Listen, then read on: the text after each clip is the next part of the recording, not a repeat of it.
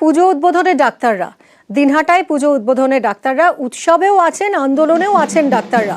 Social মিডিয়ায় ছবি দিয়ে পোস্ট উদয়ন গুহ। এটা শুধু চিকিৎসক বলে না, সমাজের সর্বস্তরের মানুষ বাংলার এবং বাঙালির শ্রেষ্ঠ পুজোয় উৎসবে তারা হাজির হয়েছেন। বাংলার মানুষ, বাঙালিরা কখনো এই উৎসব থেকে মুখ ঘুরিয়ে থাকতে পারেন না। শোক থাকবে, মানুষের জীবনে যন্ত্রণা থাকবে, জ্বালা থাকবে, কিন্তু তার জন্য মানুষ কখনো ঘরবন্দি হয়ে থাকতে পারে না। উৎসবের সঙ্গেই প্রতিবাদও নাগরিক সমাজকে আর্জি জুনিয়র ডাক্তারদের।